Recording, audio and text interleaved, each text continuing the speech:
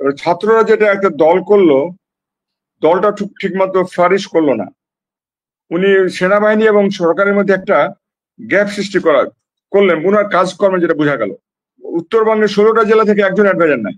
তো এটা তো পলিটিশিয়ানরা তো এরকম ভুল করবে না। জামাত ইসলাম একটু স্মার্ট প্লে করা শুরু করলো কিছুটা। বাংলাদেশ এখন একটা সন্ধিক্ষণে পৌঁছে গেছে। একটা সমস্যা, আমি বলবো একটা রাজনৈতিক সমস্যা বলতে পারেন, অর্থনৈতিক সমস্যা বলতে পারেন, জাতীয় সার্বভৌমত্বের কথা বলতে পারেন, আমাদের আমাদের জাতীয় অখণ্ডতার কথা বলতে পারেন। আমার মনে হয় প্রথমত আমি বলবো ব্যাপারটা রাজনৈতিক প্রবলেম হয়েছে, যেটা মূলত এটা রাজনৈতিক সমস্যা। সেনাবাহিনীর কেসটা বোধ হয় মানে অন্যভাবে আসছে। যেহেতু রাজনৈতিক প্রবলেমটা অ্যাকিউট হয়ে গেল, মানে একটা থেকে গেল, মুভ করতেছিল না। এটা জাতীয় ঐক্য কমিশন যেটা তৈরি করা হয়েছে সেটাও খুব একটা প্রসিড করতেছিল না, বা কোনো তারা কংক্রিট কোনো আউটকাম রেজাল্ট দিচ্ছিল না। তবে ছাত্ররা যেটা একটা দল করলো, দলটা ঠিক মতো ফ্লারিশ করলো না। তাদের মধ্যে বোধহয় কিছু দ্বিধা বিভক্তি হলো, আর গভর্নমেন্টটা একটু ডিভাইডেড হয়ে গেলো। এই জন্য দুইজন ছাত্র নেতা ক্যাবিনেটে আছে, আবার একজন বের হয়ে আসলো। আর দে স্টার্টেড অফ ওয়েল, ভালোই শুরু করেছিল, কিন্তু কেন জানি দেশের সর্বস্তরে তারা পৌঁছাতে পারে না। ঢাকাতেই তারা লোকালাইজ হয়ে গেল তাদের অ্যাক্টিভিটিস। এইটা হলো। তারপরে বিএনপি ন্যাচারালি এখন সবচেয়ে বড় একটা দল, এবং আওয়ামী লীগকে যে করা হলো, ব্যান করা হলো। জামাত ইসলাম একটু স্মার্ট প্লে করা শুরু করলো কিছুটা। বিএনপি কে মনে করলো যে যতদিন যাবে ততদিন বিএনপি একটু ডিভাইডেড হয়ে যাবে, তাহলে আমরা একটু সুযোগ পাবো, আমরা ভালো করব।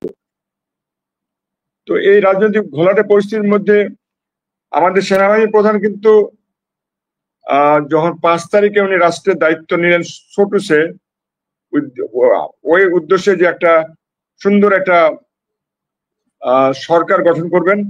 এবং আমরা খুবই ভাগ্যবান, যেটা আপনি সুন্দর করে বললেন, যে আমরা প্রফেসর ইউনূসের মতো একজন বিশ্ববরেণ্য ব্যক্তিত্বকে পেলাম as head of the interim government. এখানে যেটা হয়েছে ইন্টারিম গভর্নমেন্টটা ইন্টারপ্রিটেশন এক একজন এক রকম দিচ্ছে।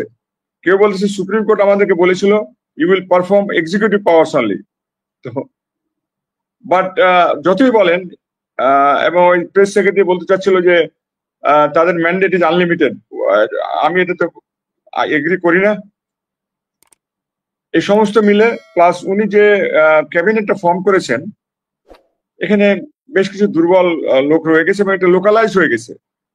13 জন 14 জন অ্যাডভাইজার তো চিটাগং এলাকার। আপনি কি জানেন যে একটা উপজেলা থেকে, হাটাজারি উপজেলা বা ইউনিয়ন থেকে 3 জন অ্যাডভাইজার, উত্তরবঙ্গের 16টা জেলা থেকে একজন অ্যাডভাইজার নাই। তো এটা তো পলিটিশিয়ানরা তো এরকম ভুল করবে না। যারা পলিটিশিয়ান তারা এই ভুলটা করবে না। তো এবং তারা খুব যে নামি দামি জ্ঞানী লোক তা না, কিন্তু রিটায়ার্ড সেক্রেটারিদের যে একটা অভিজ্ঞতা থাকে, এটা রিটায়ার্ড জেনারেল যেটা অভিজ্ঞতা থাকবে, একজন প্র্যাকটিসিং ব্যারিস্টারের যে অভিজ্ঞতা থাকবে, একজন প্র্যাকটিসিং জার্নালিস্টের যে অভিজ্ঞতা থাকবে, সেটা থেকে তারা, আমি মনে করি অনেকখানি তারা অনেক দূরে আছে আর কি। আমি বলবো প্রথমত এটা রাজনৈতিক সমস্যা, অর্থনৈতিক সমস্যা অবশ্যই আছে। আমরা কিছু এভিডেন্স পাচ্ছি এটাই। এফডিআই একদম নীল, লোকাল ইনভেস্টমেন্টও হচ্ছে না, ক্যাবিনেট মেম্বাররা কিন্তু ডেলিভার করছে, তারা কিন্তু they are not going around this country. দেশের বিভিন্ন আনাচে কানাচে তারা যাচ্ছে না, হবে না। ঢাকায় বসে শীততাপ নিয়ন্ত্রিত ইয়েতে বসে, রুমে বসে আপনি বাংলাদেশে কন্ট্রোল করা ডিফিকাল্ট। সেই সুযোগে আমাদের সেনাবাহিনী প্রধান মনে করলো, আর এখানে আমাদের যে স্মার্ট একজন অ্যাডভাইজার আসলো, কি national security adviser doctor Khalil Sahib, উনি বোধহয় কিছুটা হলো দায়িত্ব, এখানে ওনার রেসপন্সিবিলিটি আছে। উনি সেনাবাহিনী এবং সরকারের মধ্যে একটা গ্যাপ সৃষ্টি করলেন ওনার কাজকর্মে, যেটা বোঝা গেল। হিউম্যানিটেরিয়ান করিডোর, একবার বলে করিডোর, একবার বলে চ্যানেল। আমি ওনার এক কনফারেন্স সেমিনারে ছিলাম, আমাদের বাংলাদেশ ইউনিভার্সিটি অফ প্রফেশনালস, আমি এখন ওখানে আমি প্রফেসর ওখানকার। তো আমি ওই কনফারেন্সে ছিলাম। উনি কিন্তু সেখানে বললো যে না না আমরা করিডোর করবো না, আমরা চ্যানেল করবো। আমি ideally do not know the difference between channel and corridor. আর চিটাগং পোর্টের ব্যাপারে এটা যদিও ভুল তথ্য যাচ্ছে, চিটাগং পোর্ট পুরোটা লিজ দেওয়া হয়নি, একটা একটা জেটি দেওয়া হচ্ছে, সেটা বা দেওয়া হবে কেন, সেটা সবাইকে জানানো উচিত। আর ওনার সাথে পররাষ্ট্র অ্যাডভাইজারের কথা দ্বিমত হয়ে গেল, সেখানে একটা ভুল বোঝাবুঝি হলো। বিকজ ল্যান্ড করিডোরটা আমি কিন্তু সবসময় এটার বিরুদ্ধে ছিলাম।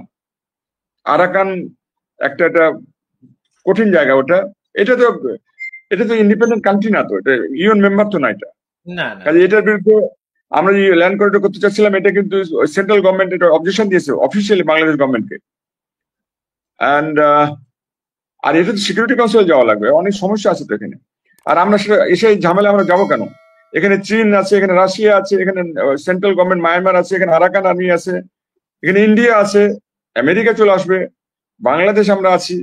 তো এই সমস্ত আমাদের মতো ছোট দেশে দেশের ভিতরে এত সমস্যা, আমরা একটা ইন্টারন্যাশনাল এরিয়াতে আমরা একটা সমস্যা কেন করতে যাব?